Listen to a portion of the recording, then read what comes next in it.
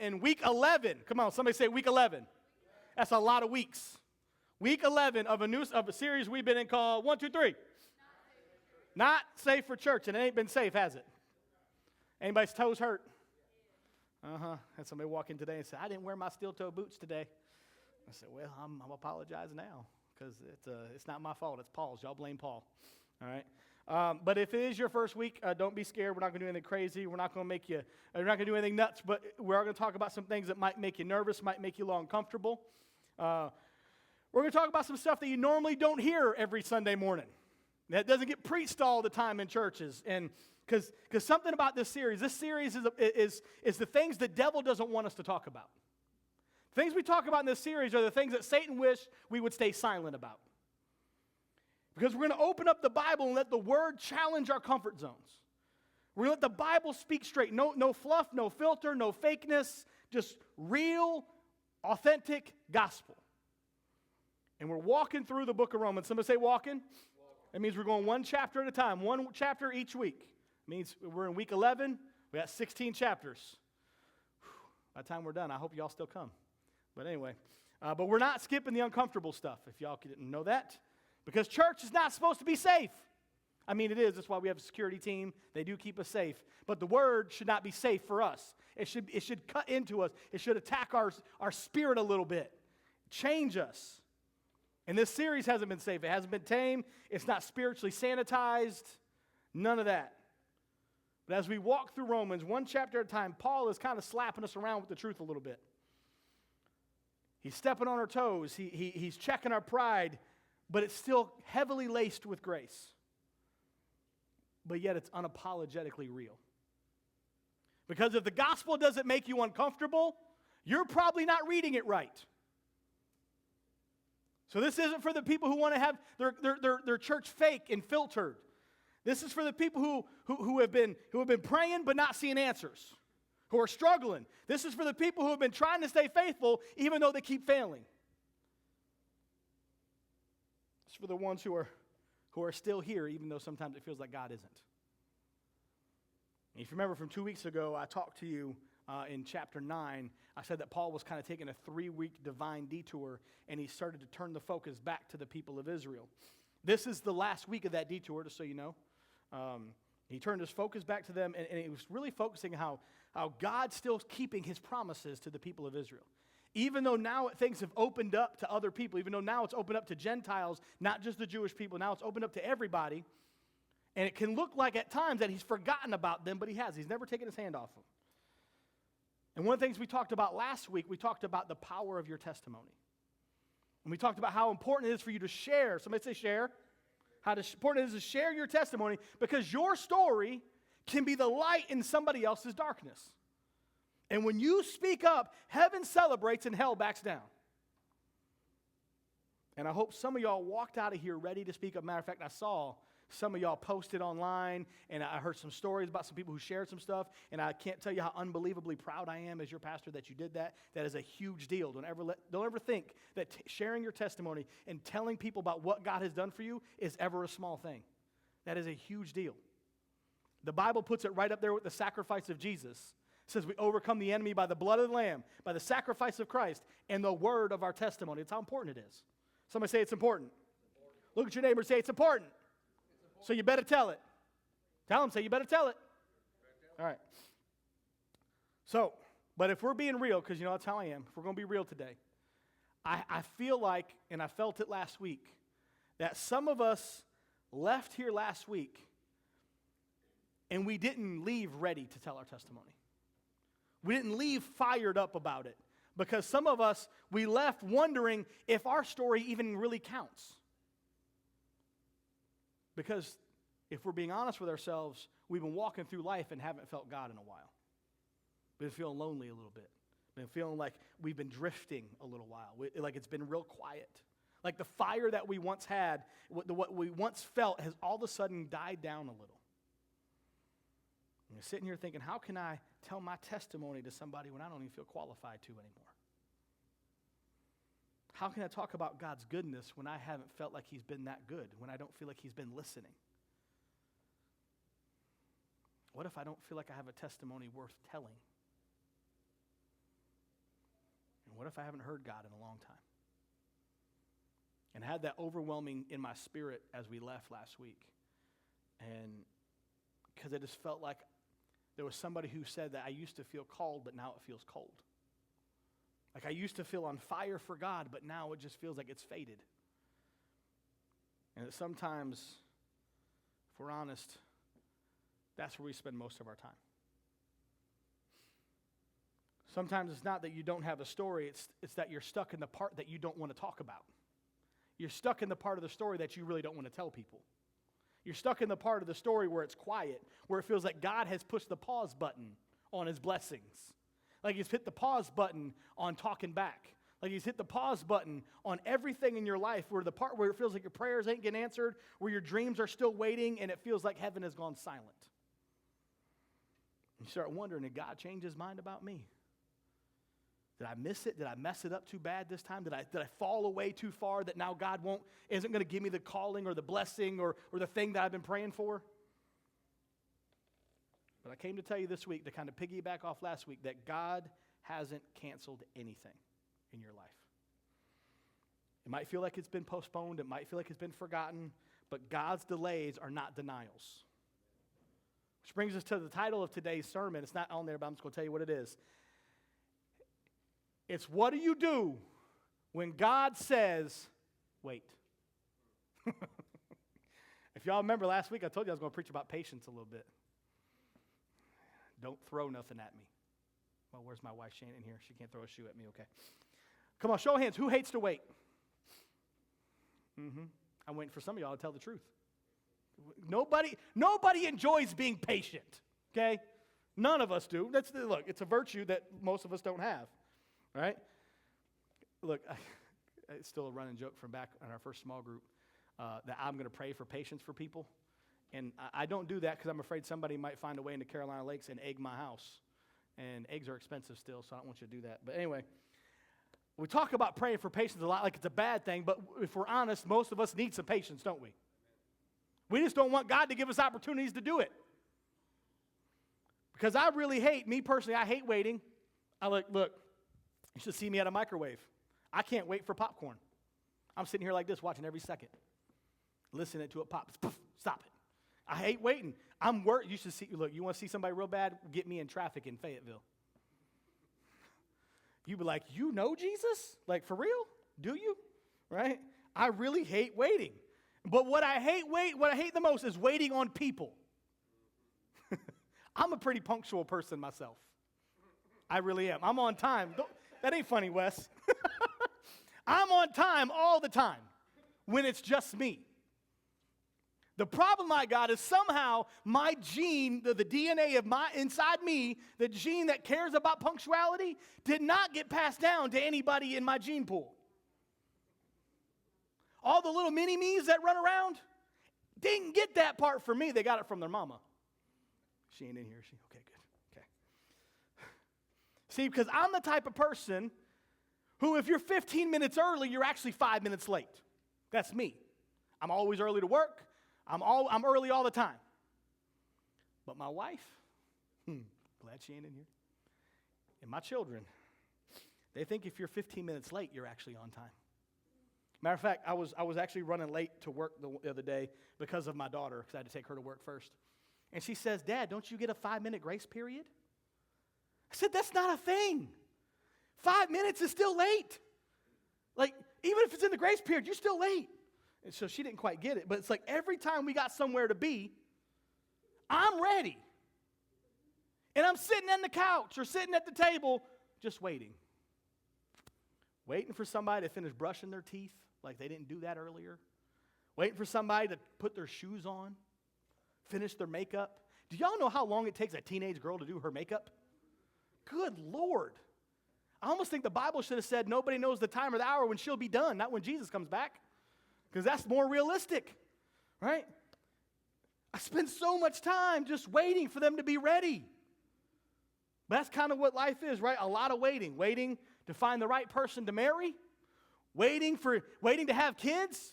And then you wait for them to grow up and get out the house so you can have peace again. Waiting on payday just so you can pay the bills that have been waiting on you.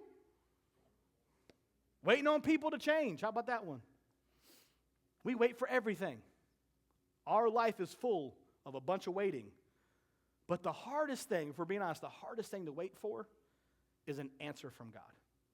That's the hardest thing. Because it feels like we cry out and cry out and we cry out and we pray and we plead and we're pouring out our hearts and we're all these things we're waiting on God for God to show up. But yet it's the hardest thing to wait for. So that's what we're going to talk about today. So if you have your Bibles or you have your Bible app, go ahead and turn to Romans chapter 11. That's where we're going to be. And while you're doing that, I'm going to give you we'll give you our first point. We have 3 points. Somebody say 3 points. I was told when I was learning how to preach that every good sermon has 3 points, so I make sure all mine have 3. That way you can never tell me they're not good. Okay? I'm just kidding. But we got 3 points today. Here's point number 1. It's been up there. It says, delay doesn't mean what? Denied. Delay doesn't mean denied. And just because it's not here yet, don't mean it ain't coming. Come on, look at your neighbor and say, delayed. Don't mean denied. Okay. You ever felt like God promised you something and then went radio silent? It's like every Tuesday. Right? Like he dropped a blueprint for a blessing and then disappeared off the grid. Because, let's just be honest. Sometimes, show of hands, who's ever find it hard to believe in what God told you he was going to do? Because you've had to wait so many other times.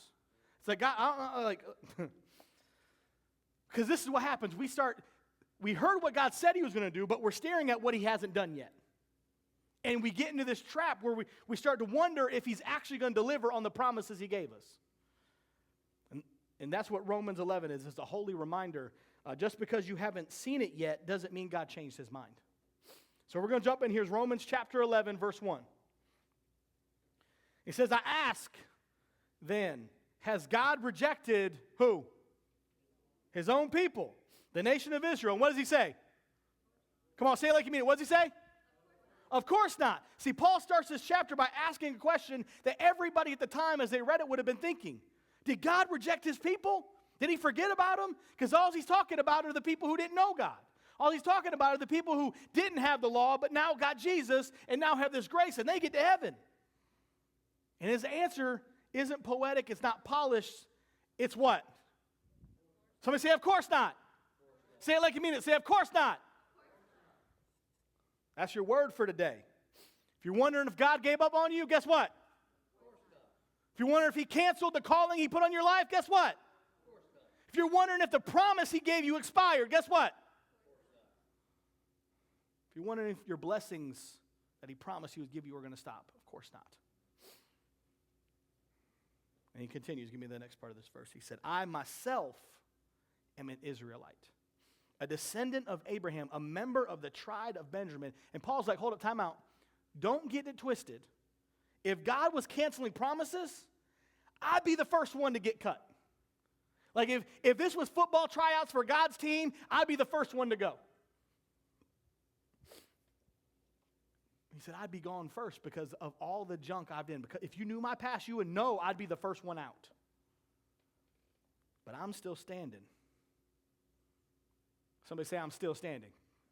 I know you're sitting, but you're still standing. If the enemy had his way, you wouldn't be here. You wouldn't be sitting here. You wouldn't be in this room. The fact that you're in this room, the fact that you're still standing is proof positive that God is still in your story. It means that God's not done with you yet. It means that the promises are still yes and amen, even though you haven't seen them yet. Come on, somebody say, I'm still standing. Still standing. You're still standing, so God's not done. So let's think about Paul for a second, the Apostle Paul. This is the guy who was persecuting Christians. He was locking them up, killing them. He was anti-Jesus for a long time. He was so far gone that people who actually read the Bible still struggle today to understand and receive Paul's redemption story. And yet God still used him. Do you know why? Because just because sometimes he delays things doesn't mean he deletes them. See, God knew exactly what Paul was about to go through. He knew exactly where he was going to take him through. He knew how he was going to develop him. Because sometimes we feel like this development process, because come on, sometimes waiting is development. We don't like being developed. We just want it now. We don't want to go through hard stuff to train us up and get us stronger. We just want it now. And if we're honest, some of us, we feel like, if kind of like Paul, like our past could have disqualified us from what God wants to give us. Like our disobedience voided the contract. But God doesn't revoke what he's already revealed in your heart. He doesn't take back what he's already called you to. And your delay does not delete the design he has in your life. So now Paul pulls out one of the most overlooked but most powerful examples in Scripture to prove this. And he starts talking about Elijah. So I'm going to go ahead and go to Romans 11:2. He says, no, God has not rejected his own people, whom he chose from the very beginning. Do you realize what the Scriptures say? That is so powerful. Because you know how many times we read his word and we don't realize what the Scripture is actually saying? This is the Bible is the most popular book. It's the most read book in the history of mankind. And it's also the most misunderstood book. Because too many people don't realize what the Scriptures say. Elijah the prophet complained to God. Come on, show of hands. Who's ever complained to God? Mm-hmm. Y'all probably complaining to him right now. Would you shut Pastor Brian up, make him go faster? Well, he complained to God about the people of Israel, and he said, Lord, they have killed your prophets, torn down your altars. I'm the only one left, and now they're trying to kill me too. He's whining and crying to God. And this is Elijah. Literally, just before this, he called fire down from heaven. Y'all, time out for a minute. Fire rained down from the sky because he said to do it. And now he's like, oh, God, kill me. Like he's just lost it. Immediately after this, he's hiding in a cave, having a full-on meltdown. Isn't it kind of crazy how we can go from faith-filled one moment and then like 5 verses later, we're a total mess? Come on, is that anybody else's life or just mine? Like I'll see God move in a mighty way and 10 minutes later, I'm stressed out. Elijah's sitting in the cave. He's depressed. He's dramatic. And he's like, I'm done. I'm just out. And he said, God, it's just me. I'm the only one left. Everybody else is gone. Just take me out already. I want to come home. Y'all ever been like him? Feel like you're all alone in that struggle? Like you're fighting by yourself? Like nobody else sees what you're going on? Not even God sees it? You just out here, you begging God for help, begging him to pull you out of it, and you just feel like you're all alone. Like nobody cares, especially God. Like God must be up there forgetting about what's going on in your life. Like you're down here screaming at him, and he's like, I don't even listen to you. Like he don't see you. Like he don't think you need him anymore. I want you to really grab what God's about to say to Elijah here. Give me my next verse. This is verse 4. He says, now do you remember God's reply? So they asked me, do you remember God's reply to Elijah? He said, no, I have 7,000 others. You think you're alone. I have 7,000 other people waiting to fight with you. You think you're by yourself. I've been quietly building an army to fight for you and fight with you, and you didn't even know it. God responds not with thunder, not with lightning, but with perspective. He said, I've reserved 7,000 people in Israel. In other words, he's saying, man, I got some backups. I got some reinforcements. I got some things I've been doing behind the scenes that you didn't know about. The problem is, you're not looking from my perspective. You're looking exactly what's in front of you.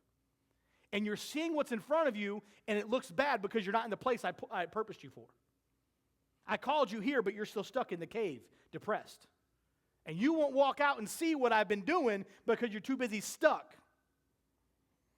Because God was moving behind the scenes. He was working things out when Elijah couldn't even see it. He's ready to give up. He's at the end of his rope. He felt abandoned and alone, anointed but tired. I can feel that one. Thinking he was all by himself. But he didn't know what God was doing because it was outside his purview. It was outside of what he could see. He thought he was fighting a battle alone when actually God prepared thousands to fight with him. Prepared and ready. Now I want somebody to hear me today because I really feel like there's some folks, and I felt it this morning, who've been struggling. Come on, can we be real? Who's struggling this week? I'm going to put both my hands up. It's struggle. Come on, somebody say it's a struggle. Come on, say it like you mean it. It's a struggle. It's okay. It's a struggle. And whatever battle you're fighting, you don't have to fight it alone. God never intended you to fight it by yourself. Even though sometimes it feels like you're fighting alone. But just because it feels like you're the only one doesn't mean that you are. Just because it hasn't happened yet doesn't mean it won't. Just if you go back and look at God's track record in your life, it proves that He's faithful. We just forget.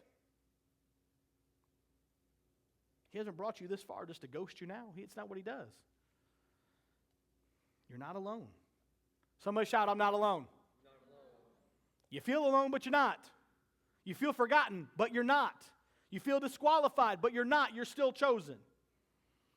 God is preparing warriors for your life to help you fight the battle that you don't even know yet. There's people God has been preparing to help you through your next season that you haven't even met yet. But while you haven't met them, He's preparing them for what He's going to need them to do in your life.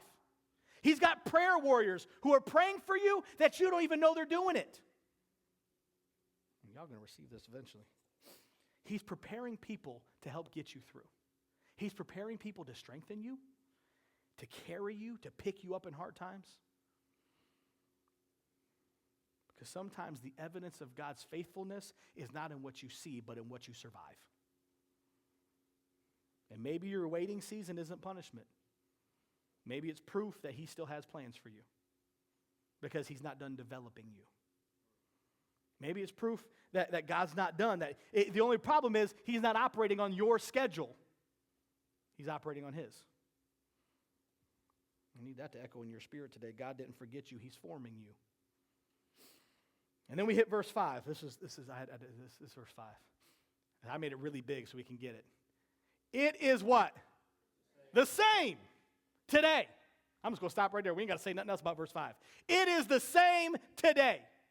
Everything that just happened is still the same today. Come on, look at your neighbor and say it's still the same. It means God's faithfulness didn't change just because culture did. It means His grace didn't change even though people cancel each other. And then he goes on to talk about this bit of Israel that's left. These few people, the Bible calls it in other versions, not the one I'm going to use, but other versions, it calls it a remnant. A remnant, that means like just a little bit that remains. That's the 7,000 he's talking about, this remnant. And Paul says, just like in Elijah's day, there's this remnant, there's this group of people that's left over. And this is where the Bible gets beautiful.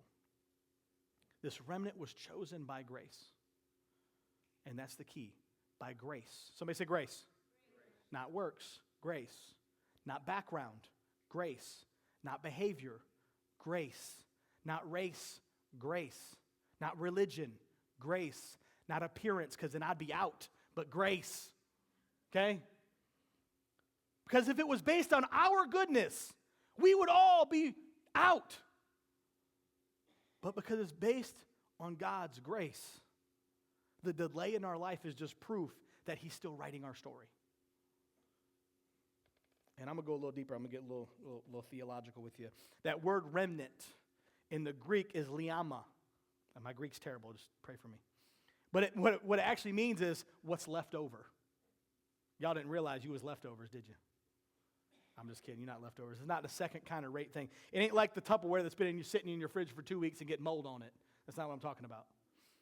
But he's talking about what's reserved, what was set aside, something God intentionally preserved for Himself. In other words, you're not leftover, you're His legacy. God preserved you on purpose. He set you aside. All right. Anybody ever pickled anything? Growing up, we used to make pickles. My stepdad would grow little cucumbers, and we put them in there. And one time, I got this really big, I grew like a regular cucumber, not like a pickle cucumber. And I was like, I'm going to pickle this and make the biggest pickle ever. Or guess what? The bigger it is, the longer it takes to pickle. Okay, so I had to put it in this jar. I had to wait 2 years to eat this pickle. Yeah, because it was so big. It was huge. It was like a big old cucumber. It was ridiculous. Okay? Sometimes the things that He's preserving, because pickling is preserving something. The preserving is a process. And I like a cucumber, but I really like a pickle. Okay? But I had to wait for the goodness to infuse the cucumber before I could eat it. If I'd have ate it too early, it would have been gross. Okay? That's a whole side note. That wasn't even in my notes. I just went on a tangent. Y'all pray for me. But I preserved that cucumber to be a pickle on purpose because I wanted I wanted it to be just ridiculous. God's preserving you on purpose for something because it's going to look ridiculous to the entire world. But to you, it's going to be the answer to the prayer you've been having for years. He's preserving you on purpose. It means he saved you for something greater. That's why I love that we sang that song, I Was Made for More, today. God has been saving you for something greater than you ever imagined. It means he's been keeping you even though you didn't realize you've been kept. He's been keeping you safe. He's been keeping you afloat. He's been keeping you even when you didn't realize it. He's been building you even when you felt like he was breaking you. So I'm laying the first point here. I'm just going to do this. Just because it's taking longer than you thought doesn't mean it's over. Just because they left you out doesn't mean that God left you behind.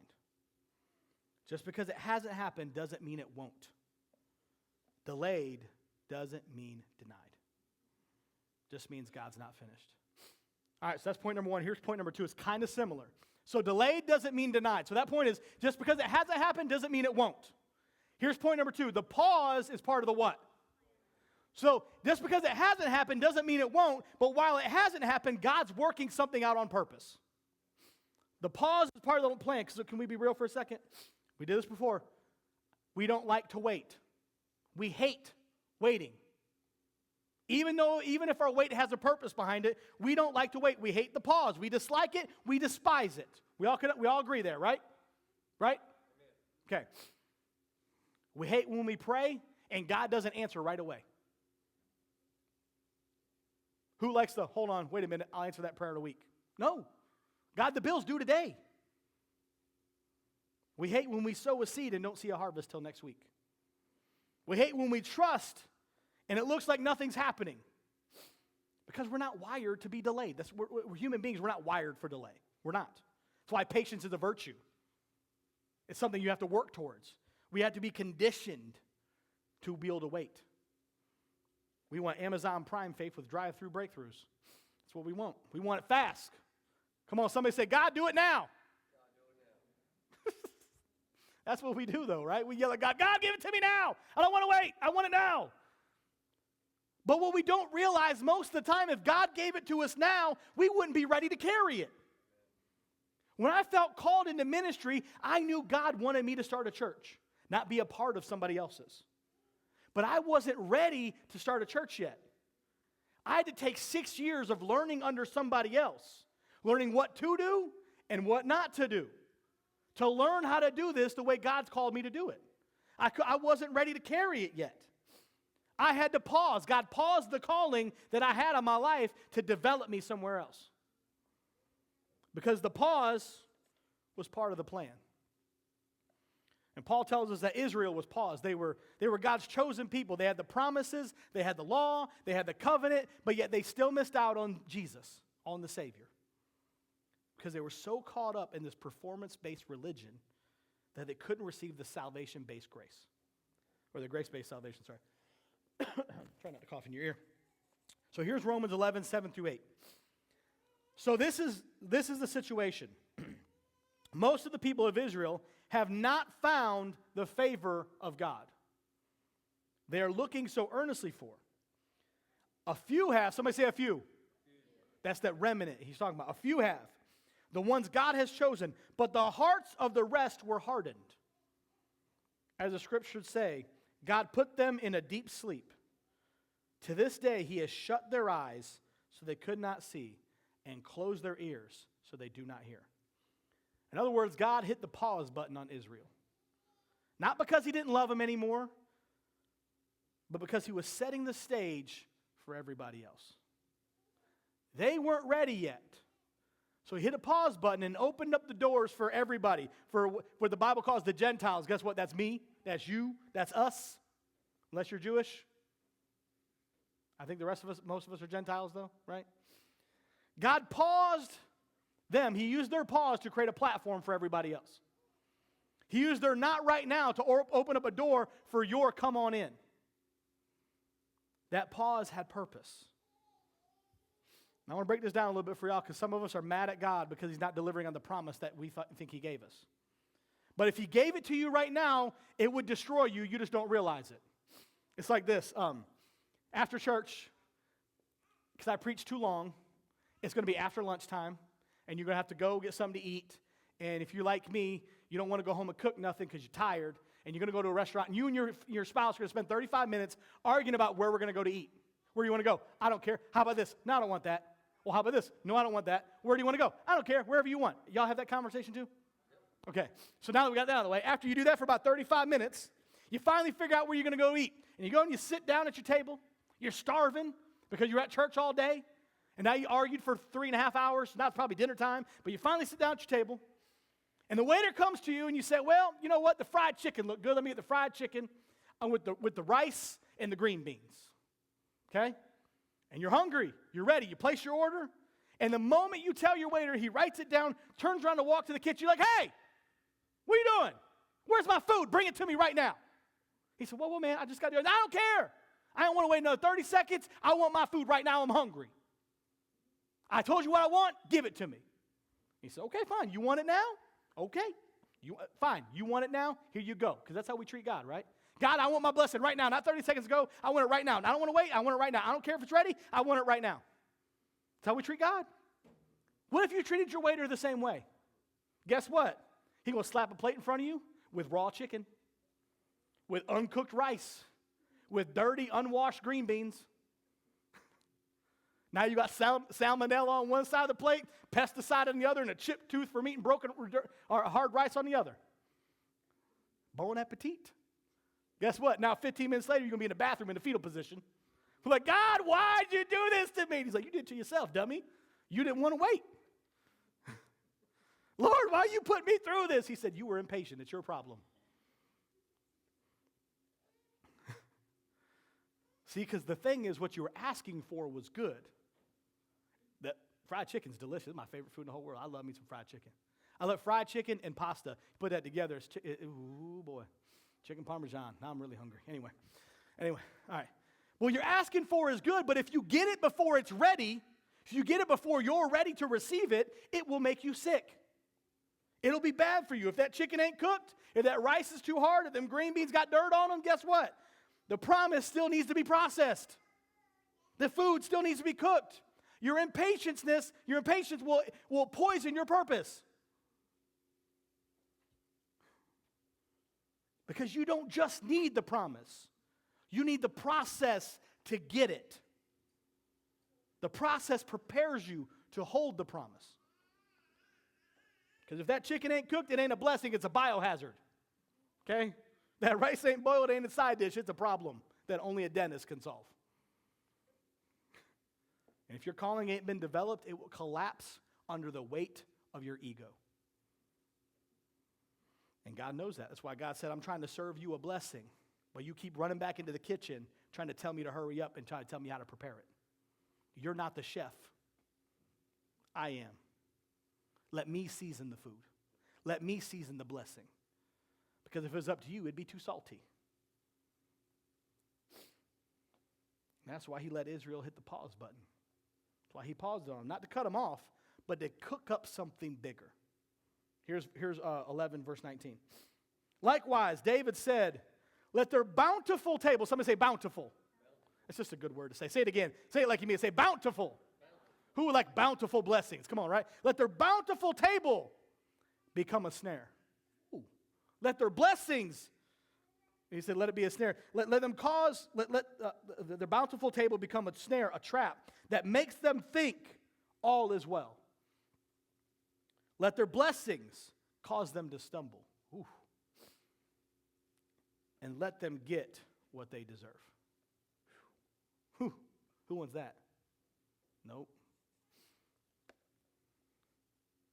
What should have fed them in this instance, their bountiful blessings, what should have been their food, trapped them.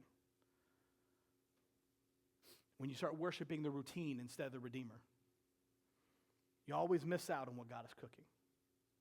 When you get trapped in this chasing the blessing instead of chasing the one who does the blessing. And that's what we do. We treat God like a genie instead of a God. We act so often like God serves us and not that we serve God. And we chase after these things rather than chasing after the one who gives them to us. And God, in this instance, he didn't cancel Israel just because that's what they were doing. Watch what he does in verse 11. He said, did God's people stumble or fall beyond recovery? What's that say again? Somebody say it like you mean it. What does it say? Of course not. See, I tell you, that's the word for you today. They were disobedient, so God made salvation available to the Gentiles. He wanted his own people to become jealous. Did you know that God wanted to use you to make Israel jealous? Mm-hmm. He wanted to make his own people jealous and claim it for themselves. Paul lays out something beautiful and brutal all at the same time. Israel's rejection wasn't permanent, but it provided something that was needed. God used their refusal to reach the rest of the world. He could have kept it just to the Israelites, but he used their hardened hearts to make it available for everybody else. Their stumbling became salvation for us. I don't want you guys to miss that, because failure became fuel for God's mission. And some of us are angry at God because he hit the pause button on our blessing or hit the pause button on our life. But what if that pause is really protecting you? So here's the thing. So a few years ago, we were on our way back. So we used to live in Ohio, that's where we're originally from. And we were on our way back from Ohio. And we were driving, I want to say it was in southern Ohio. And I'm driving this van. All of a sudden, I get a flat tire. I'm like, what in the world? It was like the worst trip ever. Everything that could go wrong went wrong. I get this flat tire. I look down. Of all things that could have flattened my tire, it was a quarter. So how's a quarter flatten tire? It was standing up just like this. So the bottom of the quarter had been run over and got flat. And the rest of the quarter stood up tall. And I ran over it like this at 70 miles an hour and it went right through my tire. I don't know how that happens. Doesn't seem like it should happen. It doesn't seem like that's, what's the thing I'm looking for? It's not a thing that's going to happen, right? It's not likely. There's no way that should happen. But it did. And I was mad. I'm going to tell you, I said some words that aren't in the Bible. Some words that I don't want my kids to hear me say. Some words that I don't want God to hear me say. But I was mad. I was angry. I was fussing and cussing. And I had a portable little air compressor. I put some air in the tire, and we drove down to the closest Walmart, which is only like a couple miles away. I had to stop twice to put air in the tire because that's how bad it was going flat. And I got him to patch the tire. I was mad because I was trying to hurry up and get home. It's a 9-hour drive. We get in the car. We drove a mile down the road. There was like a 6-car pileup. And if I hadn't got that flat tire, I'd have been there because the car that was in front of me and the car that was behind me were both in the accident. The pause that God hit on my trip could have spared my life. Sometimes the pause is him being graceful. Sometimes the pause is protection.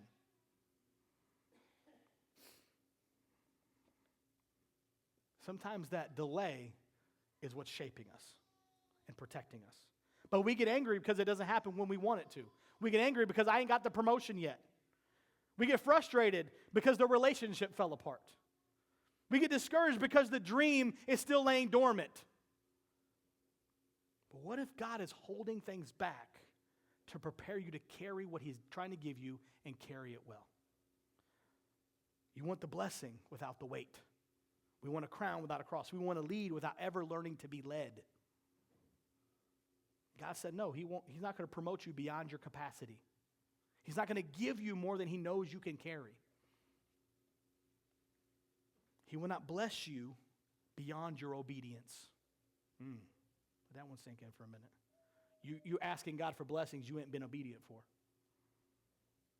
Just let that one sit and marinate for a minute. But that's good news. I want you to know that is good news, though. They were paused, not permanently disqualified, and neither are you. If you hit the pause button in your life, doesn't mean it's never going to happen. It means you're being developed. It means he's making space. He's creating things. He's using that pause to preach to you, to work some things out in you. You might think that God forgot about you, but he just put you in a holding pattern so he can develop you more. You're not forgetting. You're like that pickle I was talking about. You're fermenting, right? You're marinating. He's seasoning your character. He's trying to bake out your attitude. Some of you teenagers need to receive that one right there. He's baking out that attitude out of you. He's pressure cooking your patience. Because if you got the platform without the pruning, you would ruin it. And it would ruin you. If he gave the spotlight to you before you got through the sanctification, you would crumble under it. That's why you see all these TikTok celebrities, right? People who get TikTok famous and go viral, and they go through all this stuff. Next thing you know, they do something stupid after they blow up. They get canceled. They get crushed. They end up in rehab, and they're a huge mess. Seen that story hundreds of times already. Because they weren't built for the platform they had. They weren't built for what was handed to them. God doesn't want that for you. He doesn't want you to explode under the pressure. He wants you to be able to endure through it. Because the pause isn't punishment. It's preparation. God's been cooking up something special just for you. Just for your life. And when it hits your table, it's going to be hot, it's going to be ready, it's going to be seasoned, it's going to be safe, and it will be satisfying. And it will be worth the wait. So if you're in a pause, don't panic. Don't demand half-cooked blessings. Don't shout for raw chicken faith. Let the chef finish. Let the chef cook. Let them clean it. Let them season it. Let them test the temperature to make sure it's just right for you. Let him prepare you for what he's prepared you for. The pause is part of the plan. It's cooking up something good. That's point number 2. Here's point number 3. We're going to get this rolling. First one is delayed does not mean denied. Number 2 is the pause is part of the plan. Number 3 is if he called it, he'll what? That means God don't do no takebacks. He doesn't issue refunds on blessings or on callings. He doesn't cancel what he's already commissioned. And Paul wants us to be abundantly clear after 28 verses of this chapter of deep theological wrestling. He drops this bomb on us, this truth bomb in verse 29. Here's verse 29, Romans 11:29. For God's gifts and his call, what? Can never be withdrawn. That means he ain't taking them back. They're not temporary. They're not conditional.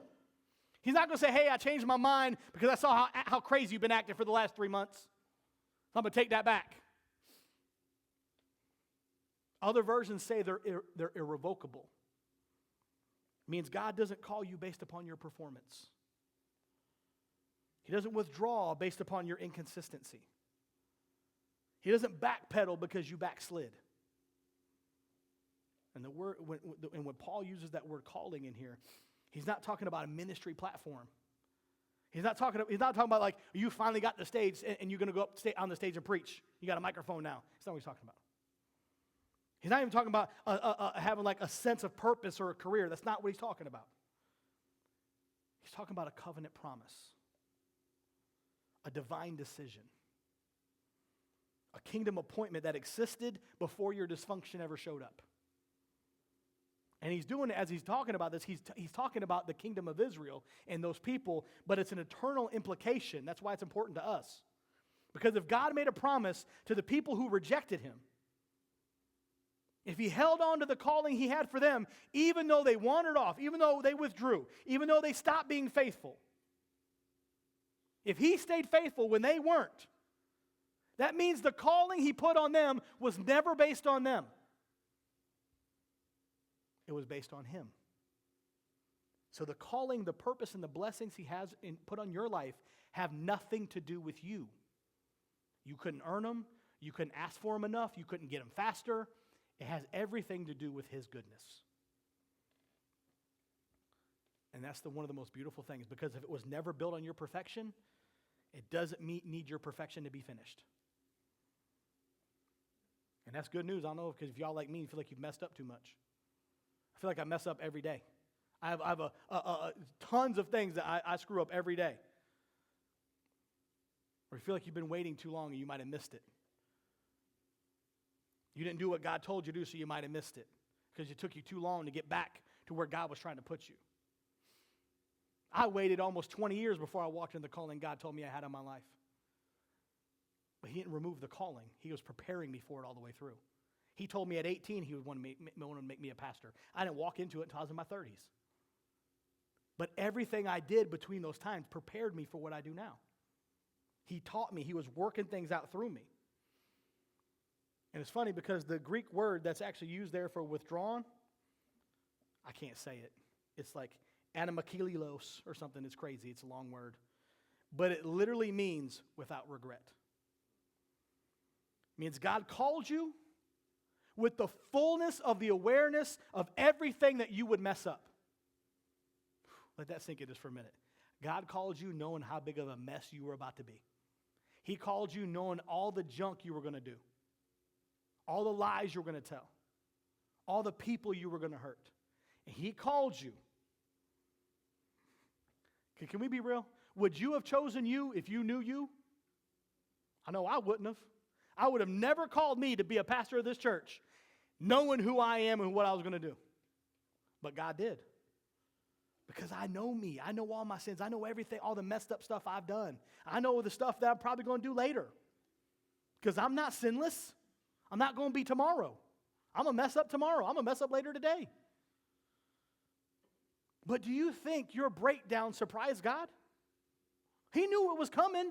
He knew it was coming before he made you, before he called you, before he appointed you to do what he's called you to do. He knew all of it. He's not astonished by your lack of faith or your anxiety, you're lashing out because you're stressed. That doesn't surprise God. Think he didn't know about that season that you didn't want other people to know about? That you thought you had hidden? He knew. He knew before it ever happened. And he called you anyway. He gifted you anyway. He anointed you anyway.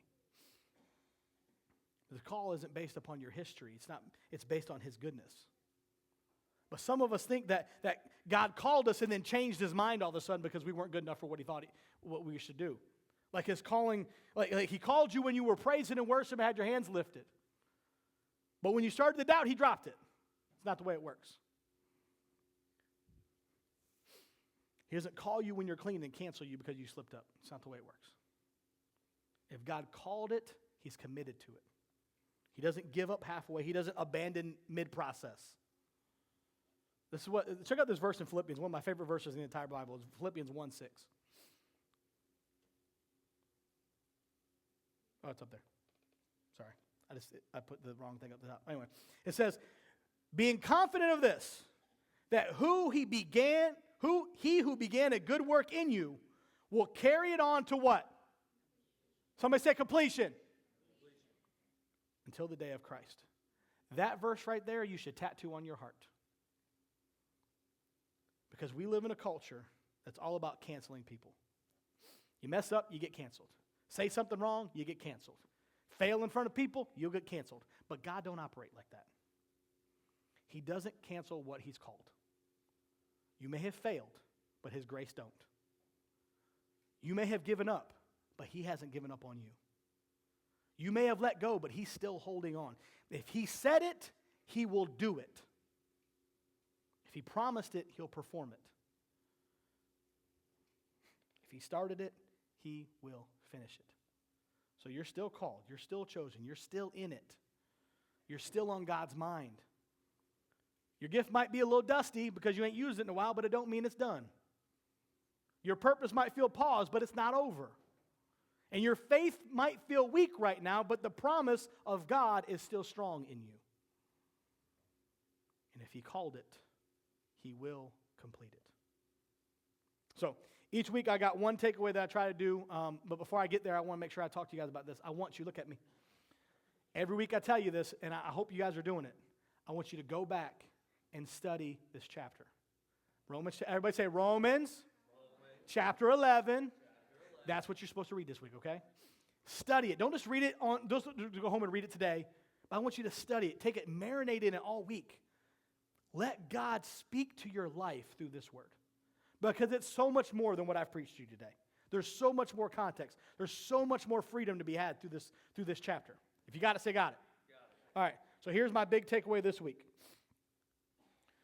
When God delays, he's not denying, he's developing.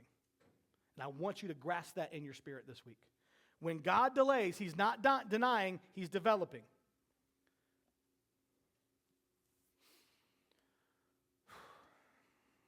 Can we be real for a minute? Who's tired? Life's been hard. It's wore us out. We've been praying, we've been hoping, we've been believing. Okay, can we be real? God been a little quiet to you? I feel that. I can't count the seasons I've been through where it felt like God was quiet. It's like I'm shouting into a void and God hung up the phone and he's not answering today. Or it's like he picks up the phone and says, hello? Oh, wait, hold on.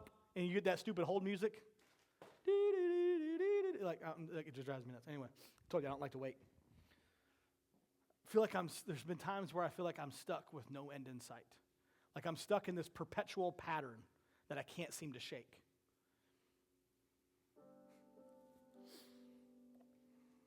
And if I'm being honest, I can be real with you guys, right? I can be real? Y'all ain't gonna judge me? You promise? You promise? All right, y'all ain't convincing me, but I'm going to do it anyway. There's been times in my life where I felt like I've waited so long, God don't even care about me anymore.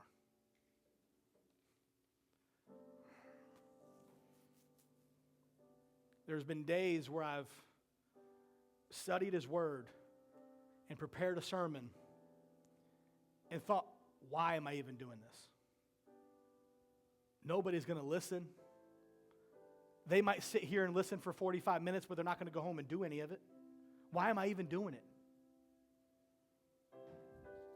And I feel like I've studied and studied and prepared, and God's not really speaking to me a whole lot. There been times as a parent, I felt like, why am I even trying? After 18 years, they still got an attitude problem. Everything I did didn't work. Y'all ever been there? Like it never goes away. But it's like I've had this crushing feelings at times where it feels like I'm invisible to God.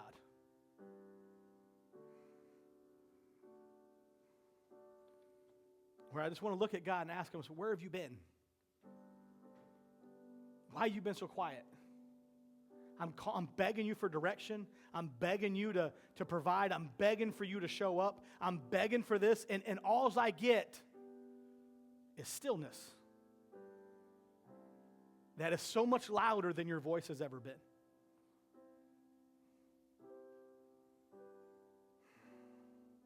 So when I sit here and I talk about how God's delay is not a deny and the pause is part of the plan and all this stuff, I'm preaching as much to me as I am to you.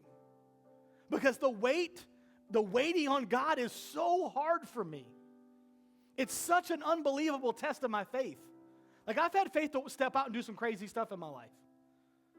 But the hardest part of my faith is to sit still and wait. I don't do still well. You can tell, I can't even stand here still. I don't do hang out and be still well. But one of the things that God has hit me with so hard in my life, be still and know that I am God. Come on, somebody say, be still. Look at your neighbor and say, be still. Being still is hard for me. I got ADHD. I got spiritual ADHD.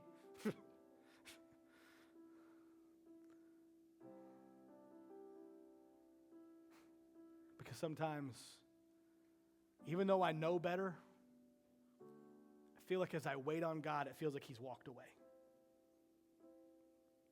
I feel like Forrest Gump sitting at that bus station, sitting on the bench, watching these buses go by, watching blessings pass by, telling my story and just watching everything go by. But God walked away. But the funny thing is, I don't know how this came to my mind about Forrest Gump, but if y'all ever seen the movie, he sits there for hours telling everybody his story, watching bus after bus go by because he's waiting on the number 9. Because that's going to take him to Jenny's house.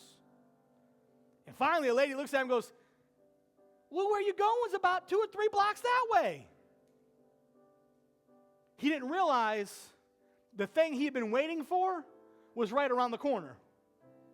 And he could just get up and go get it. The thing you've been waiting for, the blessing that God's put the pause on, might just be right around the corner. Don't give up yet. Come on, somebody say, don't give up. It might be painful, it might be lonely, it might be exhausting, but don't give up yet. It's all going to be all right. Sometimes your heart's going to break wide open. Sometimes you're going to wonder if it's really going to happen. Because you've seen the tears you've poured out that nobody else knows about. You've wrestled with your doubts that nobody's heard about. You've carried the burdens and ain't sharing them with nobody. You've waited. But your waiting isn't wasted. The pause isn't pointless. The silence isn't abandonment. God isn't absent. He's not talking because he's busy working.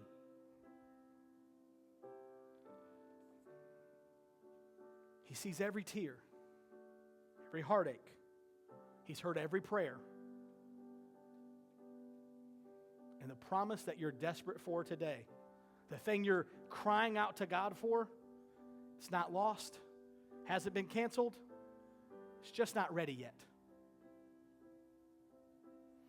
It's just not ready. Don't give up. Don't walk away.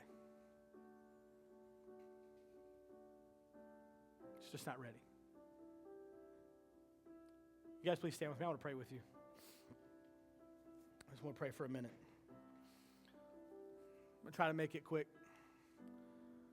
Right now, with every head bowed, every eye closed, I just want to take a second. Nobody looking around just for a minute. If you feel like you've been in a season where God has been very quiet, where you've been crying out, searching, and been getting nothing, I want you to raise your hand real quick. Let's be honest. Amen. I see all over the place. You're not alone. I just want to pray for you. Heavenly Father, for every person here who feels forgotten, who feels overlooked, who feels like you've been silent, no matter how loud they've been crying. God, I pray that right now that you would let your